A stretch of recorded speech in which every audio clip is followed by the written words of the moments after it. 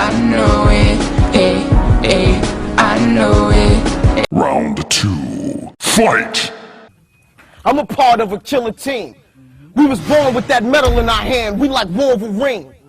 I only talk to his girl when she on her knees, she hooked. She was born on a tree, the bitch wouldn't leave. She a silly hoe, no joking for really though. I gave her a little X, and we went and shot a video. So Rex starts off once again, same level of energy.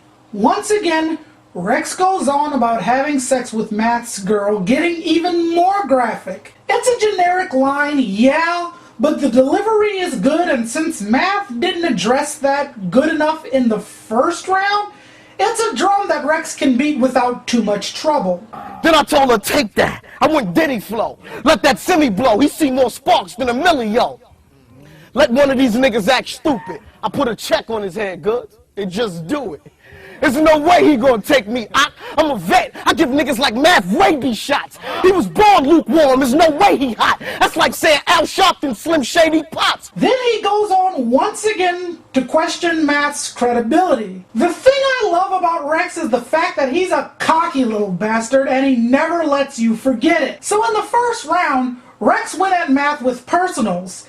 This round, Rex is establishing his own credibility, which is an interesting tactic because most rappers establish their own credibility first, then attack their opponent in the second round. Dangerous idea using all this personal material in the first round. You want to do it in the second because that gives you the opportunity to hear what your opponent has to say.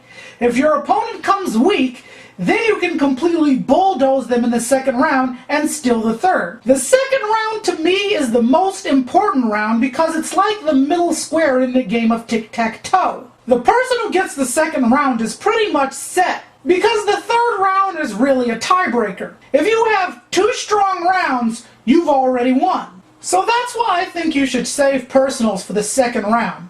But that's just my opinion, having battled before. Let's get back to the battle. Oh, he pissed Rex off. Now he see a text drawn. Dots on his legs door like I'm playing Connect 4. This little nigga playing checkers on a chessboard. Paralyzed him, see him walk the walk with his legs gone. I've been waiting to give you shells, nigga. They'll find them in the water like them NFL niggas. No bottles in the club. He a ginger ale nigga. You don't kiss and tell. I want to kiss is what you tell niggas. Rex goes on an all-out flurry of gun talk and self-affirmation, and it's delivered with viciousness and no humor. Granted, all of these lines are generic, and like I said, generic lines aren't bad, but if that's all you have, then oh well. But since this is an indirect assault on Math and more of an affirmation about himself, generic lines are fine here. Fuck Rex. I'ma show you what Randy bout. Get gully, pull them hoodies and swammies out. But since it's Halloween, I'ma string him up and beat him with a stick like I'm trying to get candy out. My crew deep, thirsty to use heat. They'll be taping the first 48 on his block for 2 weeks. I'm bad, bought guns to my math class. If I add bullets, I can subtract your black ass.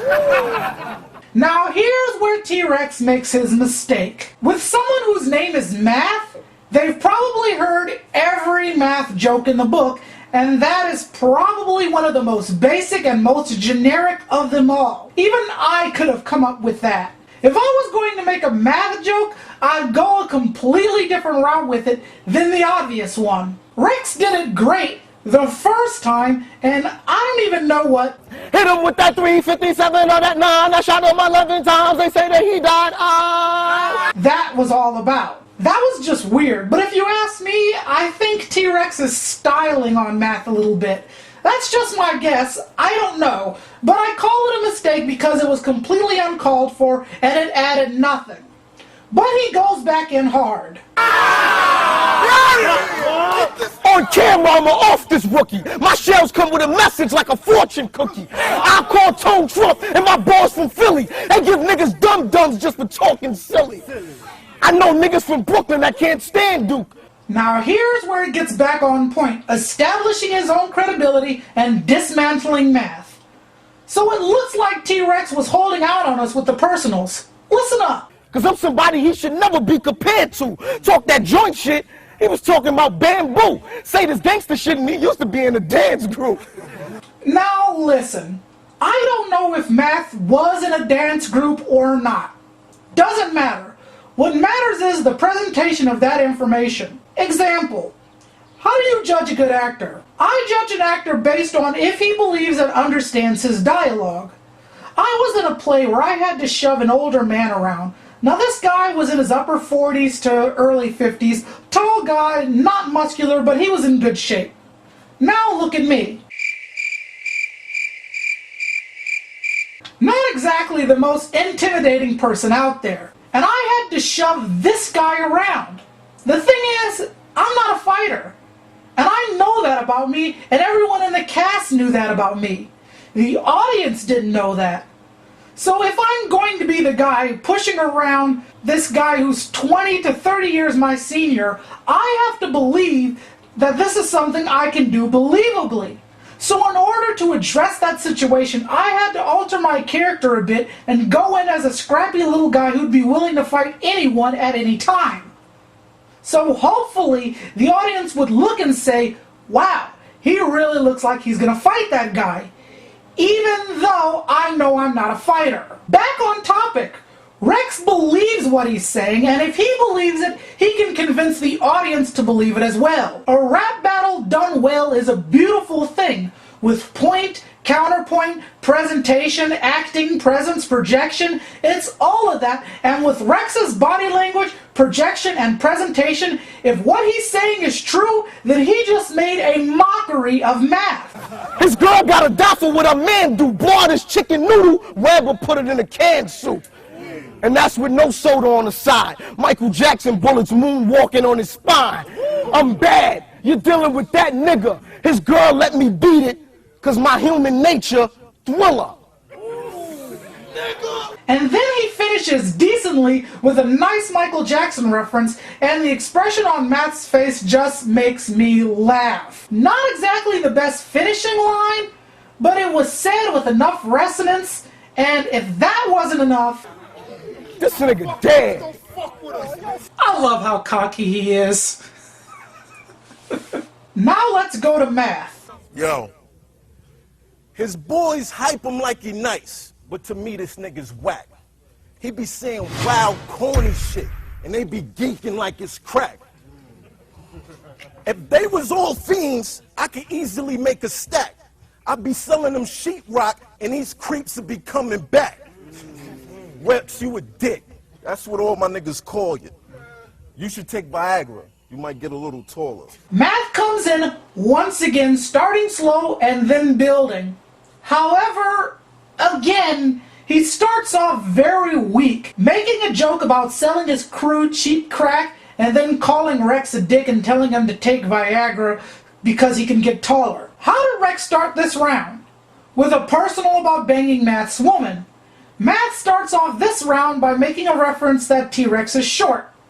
Not gonna work. Your brain ain't in order. You got a lane disorder. You be getting kicked out of clubs for trying to make it rain with quarters. He ain't trying to slide a stripper. He one of them gay supporters. I blame it on your sister. Always putting makeup on you.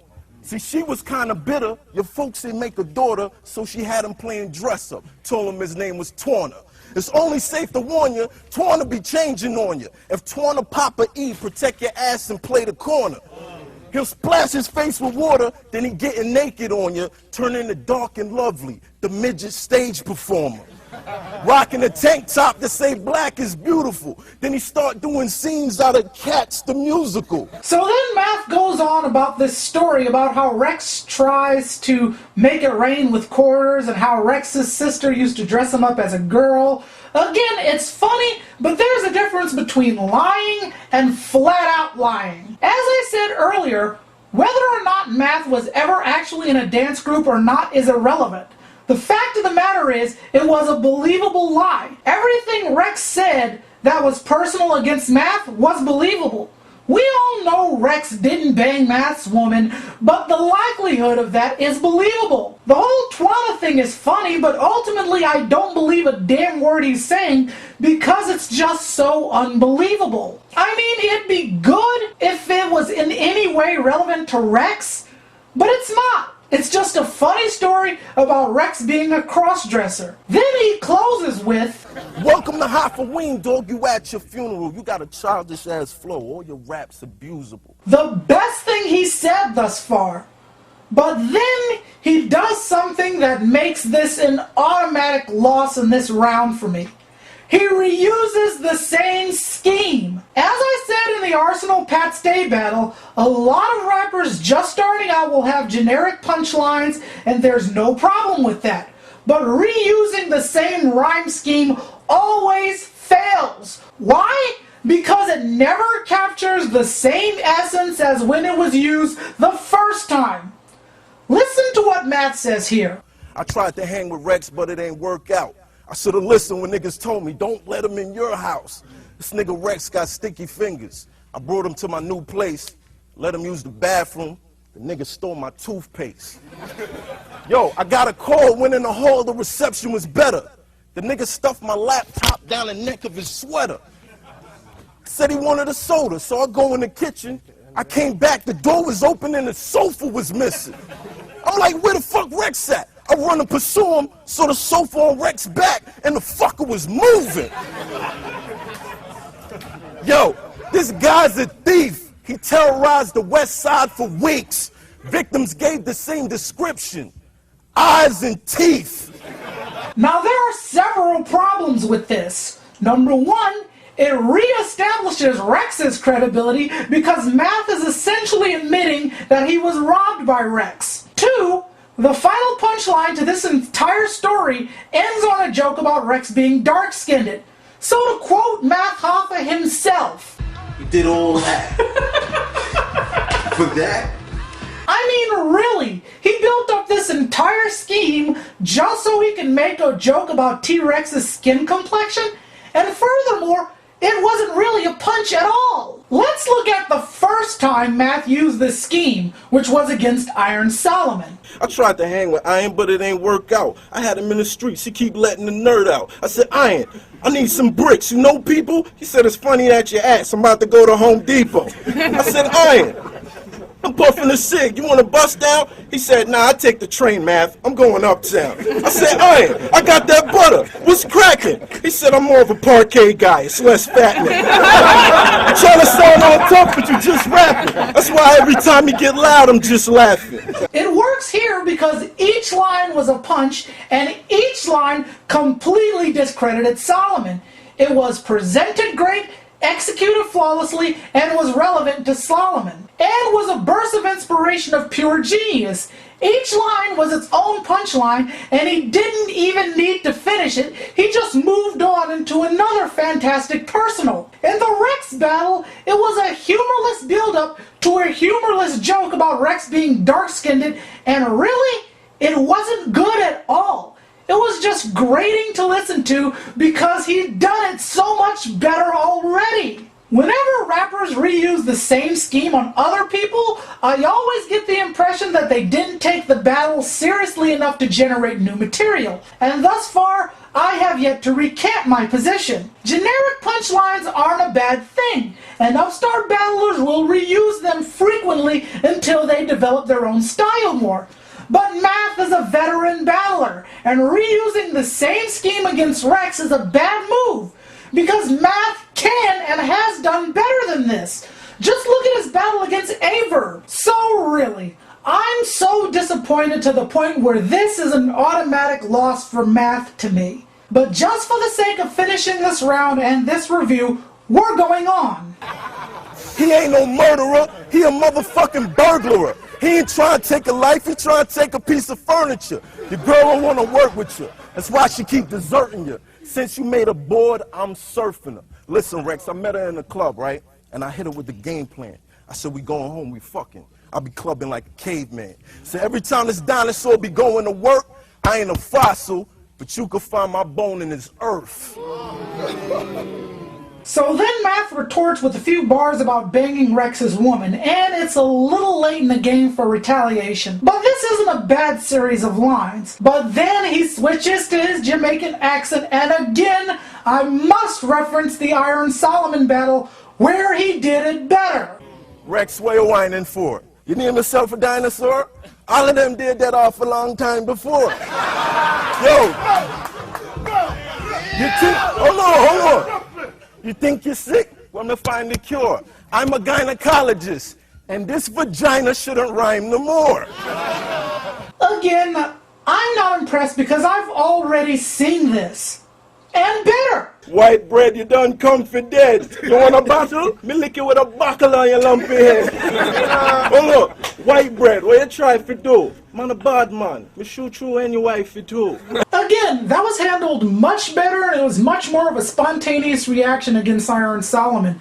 It was much more of a moment when Matt Hoffa actually styled on Iron Solomon, switching his accent in the middle of the battle, just to show that he could.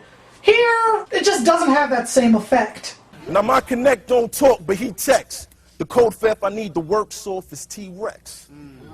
I had a chick put some mean head on me. Said she like it from the back whenever she get horny. Saw a big want on her ass when she went doggy. Couldn't stand it. My dick got all T-Rex on me. So, right there, Rex takes round 2 completely this time, because in my personal opinion, I don't think Math took this battle serious enough and wasn't bringing his A-game. Say what you want about Rex, but you can't say he isn't a consistent performer. Every Rex battle you'll see, he has the same amount of viciousness, the same energy, and same delivery. And Rex has been put up against some garbage competition and treated each one like a potential threat. Rex, to me, subscribes to the Butcher method of rap battling. The Butcher being Daniel Day-Lewis from Gangs of New York. Basically, what I'm saying is, Rex may be cocky, yes, but he understands that in order to maintain his cockiness, he needs to continuously make examples out of anyone who tries to challenge him, regardless of whether or not they may be a threat or not, just for the sole purpose of making actual threats think twice about challenging him. Rex is cocky, but he isn't cocky without merit. Math is just being cocky, and I really don't think he took Rex as a serious challenge, and that cost him the battle. So there you have it. Rex took it in 2, but since this is a review of the entire battle, let's move on to round 3.